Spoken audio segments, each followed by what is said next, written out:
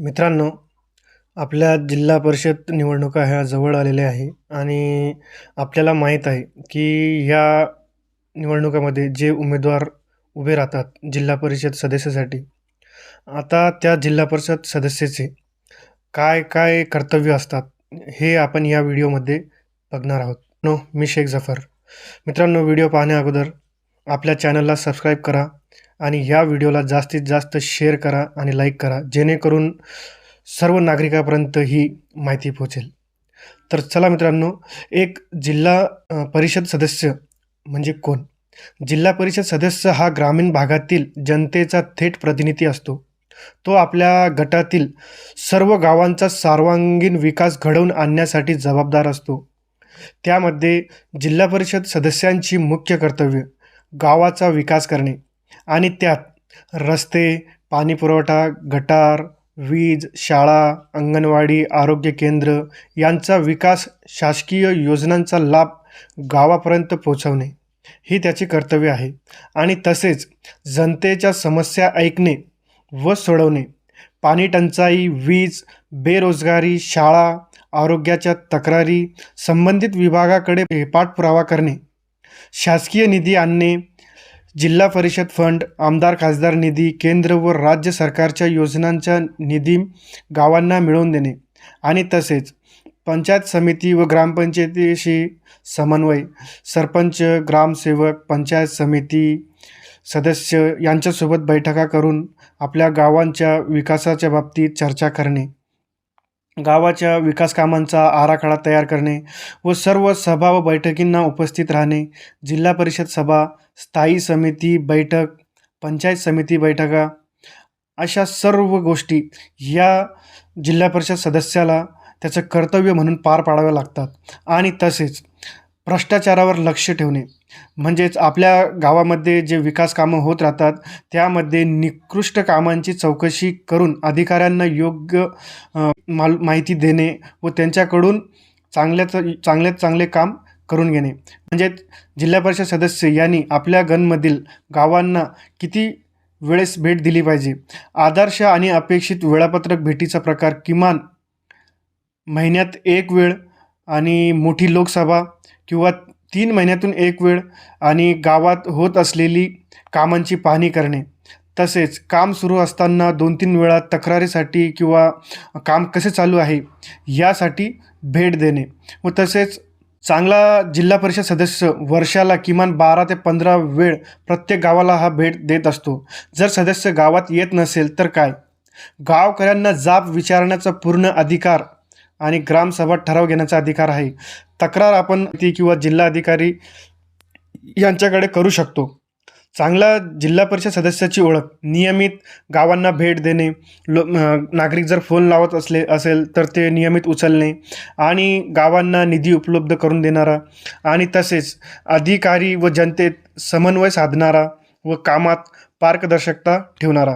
तर मित्रांनो, ह्या सगळ्या जबाबदाऱ्या या जिल्हा परिषद सदस्यांच्या आहे. तर तुम्ही बघा, आपले जे आज सदस्य आहेत त्यांनी या कामगिरी पार पाडली आहे की नाही. आता जर तुम्ही बघितलं, आता मी आपल्या गावामध्ये प्रत्येक नागरिकांना भेट दिली व त्यांना विचारलं की आपल्या गणमध्ये जे आत्ताचे जिल्हा परिषद सदस्य किंवा पंचायत समितीचे सदस्य कोण आहेत, तर जवळपास एकालाही त्यांचा उत्तर देता आला नाही, कारण कोणालाही माहीत नाही की आपल्या गणचे आजचे सदस्य कोण आहे म्हणून. तर मित्रांनो, मला एक सांगा, आज आपल्या गावामध्ये म्हणजे आपल्या गणमध्ये निवडणुका ह्या चालू झालेल्या आहे आणि जे इच्छुक उमेदवार आहे ते आपल्या गावांना भेट देण्यासाठी येत आहे. तर मित्रांनो, लक्षात ठेवा, आपल्या गावात जे पुढारीपणा करतात किंवा त्या लोकांना घेऊन फिरतात गावामध्ये, तर पहिले तपासा की खरंच हा माणूस जर पहिले आधी सदस्य राहून गेला आहे तर त्याच्या कार्यकाळात त्यानं आपल्या गावासाठी काय काम केले हे तपासणं आपलं काम आहे.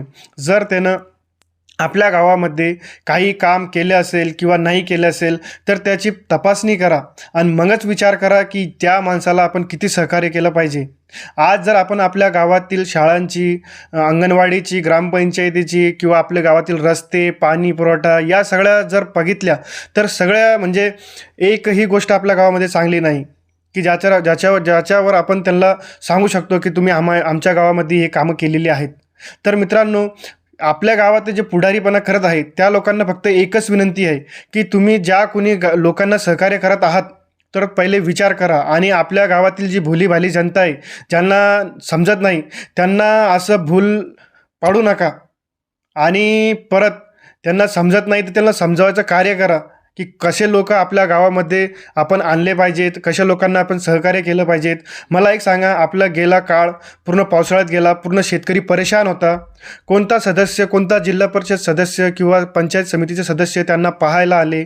एक पण त्यांना पाहायला नाही आला. आज शेतकऱ्यांच्या खात्यात पैसे पडले नाही आहे, कोणी त्यांना येऊन विचारतसुद्धा नाही आहे. आपल्या गावात कित्येक असे कामं आहे ती रखडून पडलेली आहे. आज जिल्हा परिषदमध्ये जर तुम्ही बघितलं, शाळेमध्ये जाऊन जर बघितलं तर त्या ठिकाणी कित्येक अशा खोल्या आहे ज्या जीर्ण झालेल्या आहे, त्याला काही वर्ष होऊन गेली आणि ती आजसुद्धा तशीच आहे. त्यांना म्हणजे नवीन बांधकामसाठी तुम्ही कधी प्रस्ताव दिले का? किंवा त्यांनी तुम्हाला विचारलं का की तुम्हाला शाळेमध्ये काही अडचण आहेत किंवा तुमच्या अंगणवाड्या कशा आहेत? आज आपल्या अंगणवाड्या तुम्ही बघून घ्या, खूप वाईट अवस्था आहे. मग तुम्ही अशा लोकांना का प्रतिसाद देता, का सहकार्य करता आणि का त्यांना गावात मिरवता? हां, जर तुम्हाला एवढंच वावडं आहे तर मग तुम्ही तुमच्यापुरतं त्यांना मदत करा किंवा सहकार्य करा.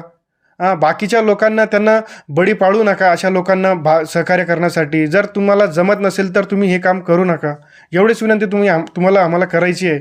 आणि परत तुम्हाला जर पुढारीपणा करायचा असेल तर तुमच्या पुरतंच करा, मर्यादित करा. बाकीच्या लोकांना सांगू नका की यांच्या मागे फिरा किंवा यांचे कामं करा. अरे जर ते आपल्या गावाचे कामं करत नसेल, गरीब लोकांसाठी कामं करत नसेल तर मग असा माणूस काय कामाचा?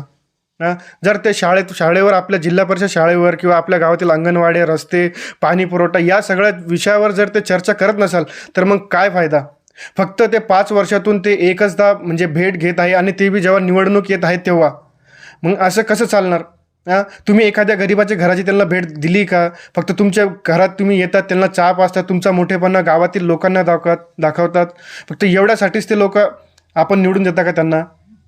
तर सांगायचं फक्त तुम्हाला एवढंच आहे की तुम्ही करा, तुम्हाला जे काय करायचं ते करा. फक्त गावातील गरीब जनतेला भूल पाडू नका आणि त्यांना अशा लोकांना सहकार्य करण्यासाठी सांगू नका की जे गावातील लोकांकडेच लक्ष देत नाही, जे गाव विकास कामासाठी लक्ष देत नाही, अशा लोकांना सहकार्य करायला बिलकुल सांगू नका. आणि तुम्हाला जर त्यांना सहकार्य करायचं असेल तर तुम्ही तुमच्या वैयक्तिक मतावर, तुमचे वैयक्तिक जे कामं आहे त्याच्या बेसवर तुम्ही त्यांना सहकार्य करू शकता. आणि परत जर तुम्हाला गावाचं जर तुम्हाला त्यांच्यासाठी सहकार्य पाहायचं असेल तर त्यांना पूर्ण गाव सभा घ्यायला लावा. पुऱ्या गावातील प्रत्येक नागरिकाला बोलवा आणि सभेत त्यांना मांडायला लावा की ते गावासाठी काय करणार आहेत आणि काय नाही. आम्ही पण त्याला आमचे प्रश्न विचारू की आमच्या गावामध्ये काय समस्या आज उद्भवलेल्या आहे आणि परत तुम्ही आमच्या गावासाठी 5 वर्षात काय काय केलेलं आहे ते सुद्धा प्रश्न आम्ही तुम्हाला विचारू. आणि जर ते त्या प्रश्नाचे आम्हाला योग्य उत्तर देत असेल तरच आम्ही विचार करू की या लोकांना परत सत्तेत बसवायचं किंवा नाही. चला मित्रांनो, धन्यवाद. भेटू पुढच्या व्हिडिओमध्ये. मित्रांनो, तुमच्यासाठी फक्त एकच मी विनंती करतो की आपल्या या व्हिडिओला प्रत्येक आपल्या नागरिकापर्यंत पोचवा, जेणेकरून त्यांना आपल्या गावामध्ये, आपल्या गणमध्ये एक चांगला सदस्य निवडण्यास मदत होईल. धन्यवाद मित्रांनो. तुमचं सपोर्ट आणि सहकार्य असंच मला राहू द्या. धन्यवाद.